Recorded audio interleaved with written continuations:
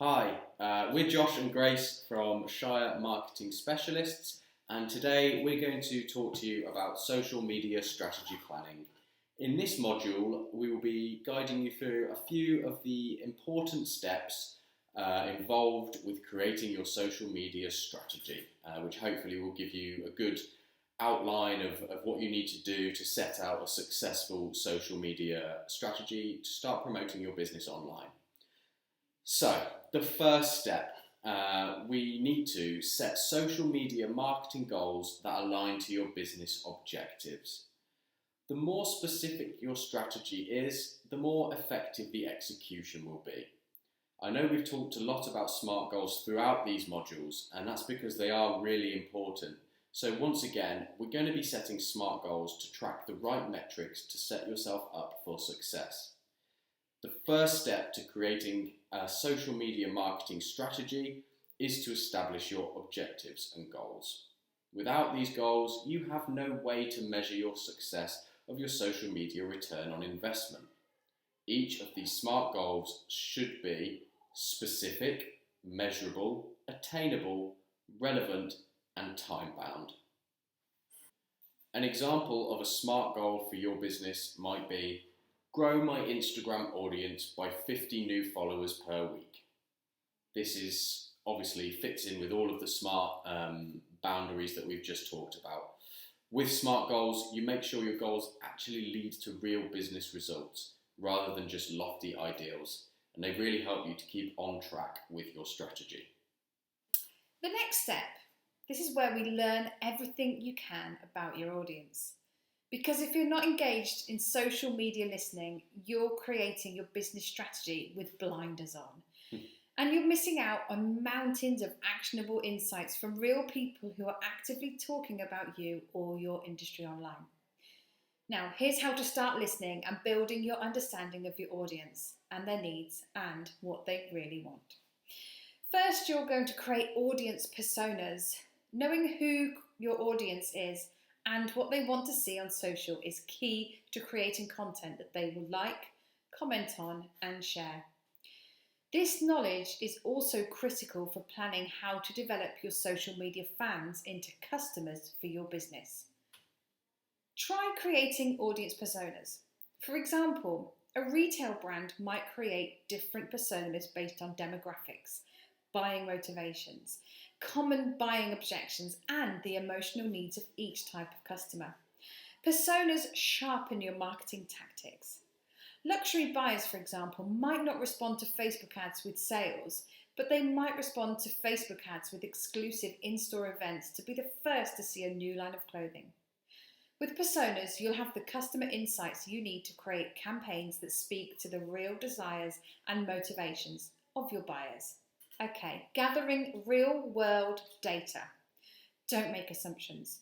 Social media analytics can also provide a ton of valuable information about who your followers are, where they live, which languages they speak, and how they interact with your brand on social. These insights allow you to refine your strategy and better target your social ads. As with a lot of strategies and planning, you will need to research your competition. The chances are your competitors are already using social media, and that means you can learn from what they're already doing. So you need to conduct a competitive analysis. A competitive analysis allows you to understand who the competition is, what they're doing well, and also what they're not doing so well. You'll get a good sense of what's expected in your industry, which will help you set some social media targets of your own. This analysis will also help you spot opportunities. For example, maybe one of your competitors dominates Facebook but has put little effort into Twitter or Instagram.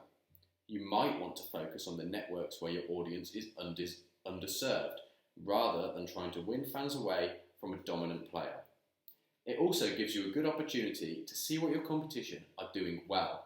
I'm not saying copy their posts, but if you see some ideas that are working fantastically with their audience, it's worth noting for a future date. Another really important factor in your social media strategy planning is conducting a social media audit. Now, there is a whole module covering this, so do make sure you go and check that out, but we'll just summarise it here. So conducting a social media audit helps you assess how well your current social media works for you. It will help evaluate your current efforts. If you're already using social media tools, you need to take a step back and look at what you've already accomplished. Ask yourself the following questions. What's working? What's not working? Who's connected with you on social? Which social media sites does your target market use? And how does your social media presence compare to that of your competitors? Once you've gathered all of this information in one place, you'll have a good starting point for planning how to improve your results. Your audit should give you a clear picture of what purpose each of your social accounts serve. If the purpose of an account isn't clear, think about whether it's actually worth keeping, and it may be a valuable account that just needs a strategic redirection, or it may be an outdated account that's no longer worth your while. So to help you decide, ask yourself the following questions. Is my audience here?